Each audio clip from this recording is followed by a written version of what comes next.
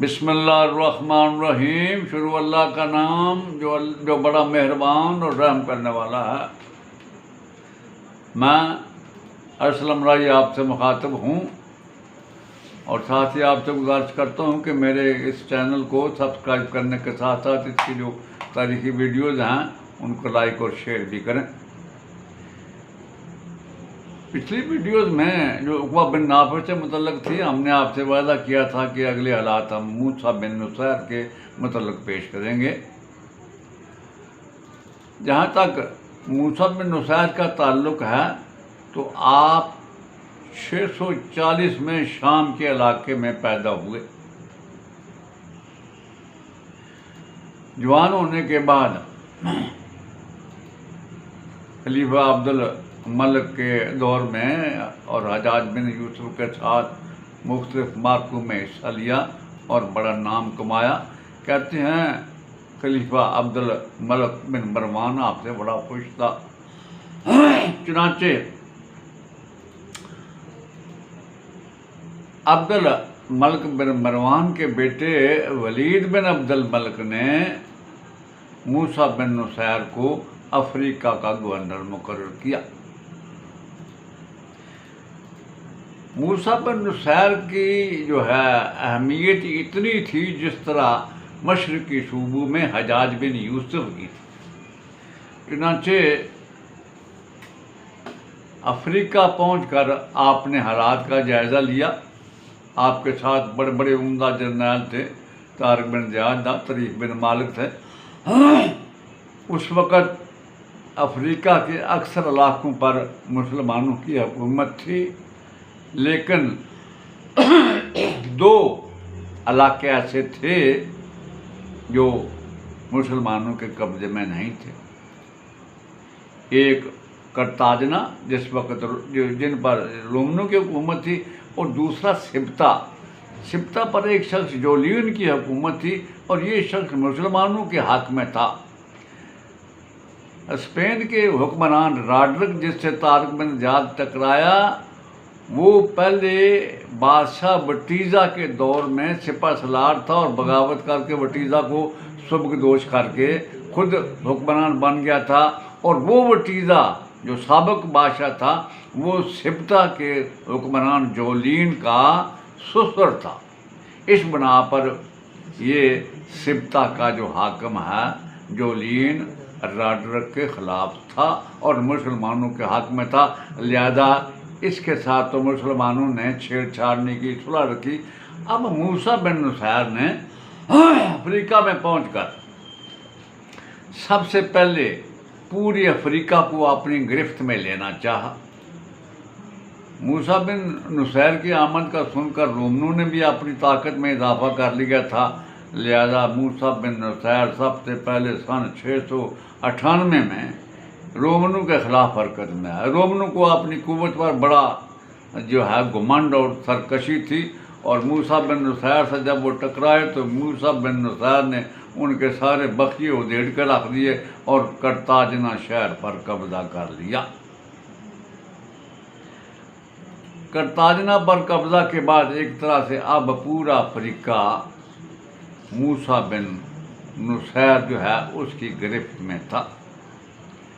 इसी दौरान जो है अफ्रीका से यहूदी गुलाम आना शुरू हुए और उन्होंने मूसा बिन नुसैर से गुजारिश की कि वो अंदलुस पर हमलावर हों, इसलिए कि रॉड्रिक जो अंदलुस का बादशाह था वो लोगों पर बड़ा जुल्म करता था। खसूसियत के साथ यहूदियों को बड़ा निशाना बनाया जाता था। ये सूरत हाल के अलावा मुअर्रिखीन का ये भी कहना है कि सिब्ता की एक बेटी वहाँ थी जिसकी जो है इस रॉड्रिक ने बेइज्जती की। लिहाजा सिब्ता का हाकिम जोलीन भी चाहता था कि मुसलमान स्पेन पर हमलावर हों। इसके अलावा जो वजूहात थी मुसलमानों के पास स्पेन पर हमलावर होने की, वो ये थी कि मुसलमान भी एक बहरी कुव्वत बनना चाहते थे। अशात दीन के लिए भी ऐसा था। इसके अलावा अब स्पेन से निकलकर बहुत से जो है हुक्मरान अफ्रीका पर हमलावर होते रहे थे लिहाजा अफ्रीका में मुसलमानों की हुकूमत की हिफाजत के लिए स्पेन फतह करना भी मूसा बिन नुसैर ने लाजमी समझा। चुनांचे जब आपको तरगीब देते रहे कि आप स्पेन पर हमला आवर हों, तो आपने खलीफा वलीद से इजाज़त तलब की। उन्होंने अंदरुस पर हमला आवर होने की इजाज़त दे दी। चुनांचे सबसे पहले आपने एक सलार तरीफ बिन मालो को 4 कश्तियों में 400 जो है लश्करियों के साथ भेजा ताकि हालात का जायज़ा ले। वो जिस पहाड़ी पे जाकर उतरा उसका नाम जबल तरीफ मशहूर हुआ और आपने वहाँ जो है कुछ कुव्वतों से टकराव भी आपका हुआ और आपस में कामयाबी हुए। इसके अलावा जज़ीरतुल खज़रा में भी स्पेन वालों से टकराव हुआ, उसमें भी तरीफ बिन मालिक कामयाब हुए। ये वापस आकर ने पूरी पोजीशन जो थी, हालत थी अफ्रीका की, उससे मूसा बिन नुसैर को आगाह किया। चुनांचे मूसा बिन नुसैर ने सन 711 में तारिक बिन ज़ियाद को 7,000 का एक लश्कर देकर अफ्रीका स्पेन पर हमलावर होने के लिए भेजा। तारिक बिन ज़ियाद ने अपनी कार्रवाइयों की इब्तिदा कर दी और इसके बिल्कुल 2 साल बाद सन 713 में खुद मूसा बिन नुसैर 18,000 का एक लश्कर लेकर अंदलुस में दाखिल हुए। जिस जगह अपना तारिक बिन ज़ियाद जाके अपने लश्कर के साथ रुका, उस जगह का नाम स्पेन में जबल तारिक मशहूर हुआ। और जिस जगह जाके मूसा बिन नुसैर ने कोस्तानी सिलसिले के पास जाके अपने लश्कर को रोका, वो जबल मूसा कहलाया। अब स्पेन की सरजमीन में तारिक बिन ज़ियाद ने तो अपनी कार्रवाइयाँ शुरू की हुई थी। स्पेन में दाखिल होने के बाद मूसा बिन नुसैर ने सबसे पहले शजूना शहर का रुख किया। वहाँ का जो लश्कर था उसने तैयारी की, लेकिन आपने पहले ही हमले में मूसा बिन नुसैर ने उसे रौंद के रख दिया, शजूना पर कब्जा कर लिया। उसके बाद मूसा बिन नुसैर ने करमुना का रुख किया, वो भी मूसा बिन नुसैर के हमलों को बर्दाश्त न कर सके और इस तरह करमुना भी फतह हो गया। उसके बाद मूसा बिन नुसैर ने एक तरह से स्पेन के सबसे अहम शहर अशबीलिया का रुख किया। ये अशबीलिया पिछले बादशाह के दौर में स्पेन का मरकज़ी शहर था और अशबीलिया के अंदर ही ईसाइयत का सबसे बड़ा कलीसा था। जब आपने अशबीलिया का रुख किया तो अशबीलिया में बड़ी ताकत और क़ुव्वत थी स्पेन वालों की। उन्होंने जो है इस सिलसिले में मुकाबला किया। अगर वो बाहर निकल कर हमलावर होते तो मूसा बिन नुसैर के हाथों शिकस्त उठाना पड़ती। इस तरह वो मशहूर होकर मुकाबला करते रहे और जब ये बड़ा मशहूर होने का जो है पीरियड है बढ़ता चला गया तो मुसलमान भी थोड़े घबरा गए कि अब इतना जो है आसानी होना चाहिए, शहर को पता होना चाहिए। इसी दौरान जो है मूसा जो है बिन नुसैर का बेटा अब्दुल अजीज़ 7,000 सवारों और 4,000 बेहतरीन तीर अंदाजों की कुंभ लगे कि आ गया। लिहाजा मुसलमानों के हमलों में जोश पैदा हो गया और बड़ी सख्ती से जब हमला आवर होना शुरू हुआ तो अशबीलिया वालों ने हथियार डाल दिए और शहर पर मूसा बिन नुसैर का कब्ज़ा हो गया और बहुत से लोग जो थे अशबीलिया से निकल कर जो है जिलीकिया की तरफ आ गए। अशबीलिया पर कब्ज़ा करने के बाद यहाँ आपने अपनी एक चौकी कायम की और आपने कुछ लश्करी वाहन रखे। उसके बाद आपने मारदा शहर का रुख। मारदा में जो है बड़ी क़ुव्वत थी, अशबीलिया से भी ज़्यादा बड़ी क़ुव्वत थी मारदा की हिफाजत के लिए और शहर भी बड़ा मजबूत और मुस्तहकम था, उसकी फसीलें भी बड़ी मजबूत थी। यहाँ मासरे में कुछ देर लगी लेकिन इसके बावजूद मूसा बिन नुसैर ने इस शहर को भी फतह कर लिया। जब इस शहर के कैदी मूसा बिन नुसैर के सामने पेश किए गए तो उन कैदियों में स्पेन के बादशाह अडाड्रक की बेवा एजी लाना भी, एजी भी शाना भी शामिल थी, एजी लाना भी शामिल थी, क्योंकि उस वक्त तक राडरक जो है तारिक बिन ज़ियाद के हाथ मारा जा चुका था। अब ये जो एजी लाना थी, बाद में इसकी शादी जो है मूसा बिन नुसैर के बेटे अब्दुल अजीज़ के साथ कर दी गई और इसने अपना लक़ब उम्मे आसम रख लिया। अब मारदा शहर को फतह करने के बाद मूसा बिन नुसैर बड़ी तेज़ी से हरकत में आए और यके बाद दीगरे उन्होंने लबला और जो है बाजा शहर पर भी कब्ज़ा कर लिया। ये सारे इलाकों पर कब्ज़ा करने के बाद अभी वो मारदा ही में थे कि उन्हें खबर मिली कि अशबीलिया में जो चौकी उन्होंने कायम की थी वो उस पर अशबीलिया के जंगजू हमलावर हुए और वहाँ मुसलमानों को कत्ल कर दिया। ये खबर सुनने के बाद आपने अपने बेटे अब्दुल अजीज़ को भेजा और जितने बागी थे अब्दुल अजीज़ ने उन सब का खात्मा करके रख दिया। उसके बाद मूसा बिन नुसैर ने तला शहर का रुख किया, क्योंकि उस वक्त तक बहुत से इलाकों को फतह करता हुआ तारिक बिन ज़ियाद भी वहाँ पहुँच चुका था।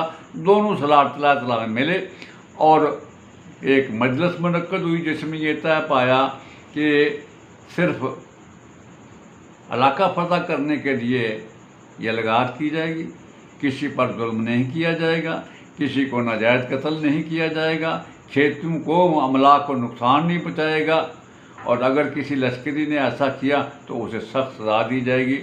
ये सारे काम करने के बाद एक और नया काम मूसा बिन नुसैर ने किया कि हर लश्कर को एक चमड़े का थैला मुहैया किया गया जिसमें उसके लिए चंद दिन की खुराक रखी जाती थी। एक छागल मुहैया की गई और एक एल्युमिनियम का देज का भी उन्हें फराहम किया गया जो ज़रूरत के वक्त उनके काम आ सके। उसके बाद ये फैसला हुआ कि दोनों सलार मिलकर पहले शमाल मशरकी सूबे अरगून को फतह करेंगे, उसके बाद अगली कार्रवाई होगी।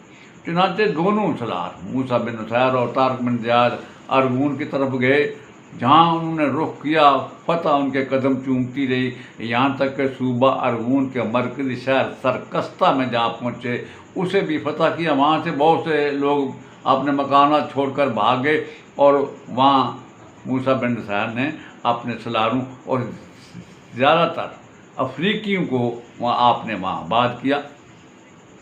उसके बाद दोनों सलार अलहदा हुआ। फैसला ये हुआ कि मूसा बिन नुसैर शमाल मगरबी इलाकों का रुख करेंगे और तारिक बिन ज़ियाद शमाल मशरक़ी का। चुनांचे मूसा बिन नुसैर आगे बढ़े। कोस्तान पैरानील जो स्पेन और फ्रांस के दरमियान हद फासिल बनाता है उसकी तरफ बढ़े और फ्रांस की सरजमीनों में दाखिल होने के बाद सबसे पहले फ्रांस का शहर अरबूना फतह किया। अरबूना को फतह करने के बाद आप मज़ीद आगे बढ़े और ज़ुलून पर भी कब्ज़ा कर लिया। ज़ुलून के बाद आपने अबनूना पर जो है भी काबिज़ आप हो गए। अभी आप इस जगह ही थे कि उन इलाकों में जो फ्रांसीसियों का सबसे आला जर्नैल था पापनाप ह्यूस्टन, उसको जब खबर हुई तो वो एक बहुत बड़ा लश्कर लेके निकला। अब उसको ये जरूरत नहीं हुई कि डायरेक्ट मूसा बिन नुसैर से टकराए। उसको जब ये खबर हुई कि अरबूना से मूसा बिन नुसैर काफ़ी दूर है, लिहाजा उसने अरबूना के अंदर जो छोटा सा मुसलमानों का लश्कर था उसका जाके मुआसरा कर लिया। अब वो मुसलमानों का छोटा लश्कर बड़ी मुश्किल से अपना दफा करता रहा। इस दौरान मूसा बिन नुसैर को खबर होगी कि अरबूना का मुआसरा कर लिया गया है, लिहाजा वो बड़ी आंधी और तूफ़ान की तरह अरबूना की तरफ बढ़े और जो मुआसरा किया था जिस फ्रांसीसी लश्कर ने उसकी तादाद बहुत ज़्यादा थी, लेकिन मूसा बिन नुसैर मार धाड़ करते हुए फ्रांसीसियों को इधर उधर करते हुए शहर के अंदर दाखिल होने में कामयाब हो गए। इस तरह उन्होंने बड़े आला अंदाज में अपने शहर का दिफा करना शुरू कर दिया।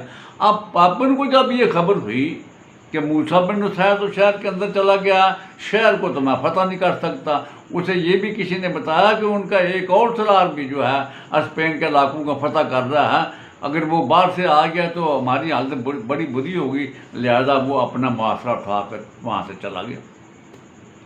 इसी दौरान खलीफा वलीद बिन अब्दुल मलिक की तरफ से एक सलार मुगीस जो करतबा की फतूहात में भी शामिल था, उसे वलीद बिन अब्दुल मलिक ने भेजा कि मूसा बिन नुसैर और कुताब बिन मुस्लिम से कहें कि जितने इलाके फतह किए वहाँ बस, और उसके बाद वहाँ किसी को हाकिम मुकर्रर करके दोनों अफ्रीका के रास्ते वापस आ जाएं।